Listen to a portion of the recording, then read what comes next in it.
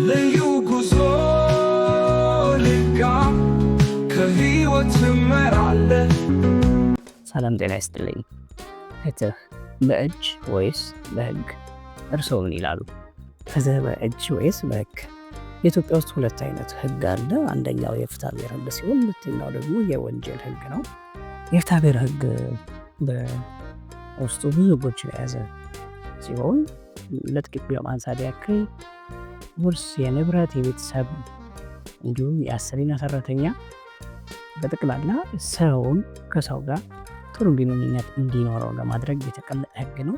ስለዚህ መሸራረፎች ሲኖሩ በዛ ህጎች እንዳኛለን ማለት ነው። የወንጀል ህግ ደግሞ ግድያ ሙከራ እንዲሁም የግድያ ወንጀል በራሱ የሽብርተኝነት በጠቅላላ ሀገርና ህዝብን አደጋ ላይ የሚጥሉ ወንጀሎች በጠቅላላ በወንጀል ህግ ይዳኛሉ ማለት ነው። ስለዚህ ዓላማው የወንጀል ህግ የሀገርንና የህዝብን ደህንነትና ሰላም ማስከበርና ማስጠበቅ ነው።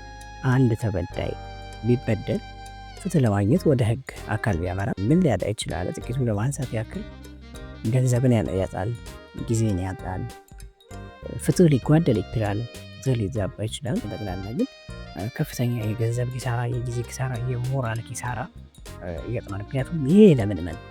ዝም ብሎ ገንዘብ ሞራል ምናምን ካሰረ ያለው ጊዜ በጠቅላላ አእምሮ መግደልን ይችላል፣ አእምሮ ማትረፍን ይችላል። ስለዚህ ትልቁ በሽታ ለሰው ልጅ ጊዜ ነው። ጊዜ የሚሰጥ ነገር በጠቅላላ በሽታ ሊሆን ይችላል። አንድ ጉዳይ በአጭር ጊዜ ያለቀ ማለት ሰላም፣ እርጋታ፣ ጸጥታ ይሰማል። አይ ያ ጉዳይ ረጅም ጊዜ በፈጀ ቁጥር፣ ረጅም ቀኖች በመጡ ቁጥር፣ ረጅም ሰዓታትና ጊዜያቶች በመጡ ቁጥር መሰላቸት፣ ከዛስ የገንዘብ፣ የጊዜ፣ የሞራል ጉዳት ያስከትላል። ልዩ ጉዞ ልጋም ከህይወት ትመራለህ።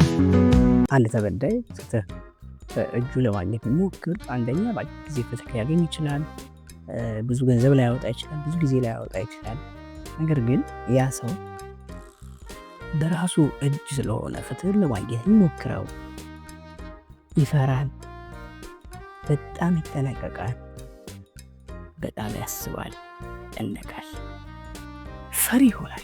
ፈሪ ድርጊቱን ለማድረግ አይደለም ፍርሃት፣ ከድርጊቱ በኋላ ላይ የመጡ ነገሮች ፍርሃት፣ ስጋት።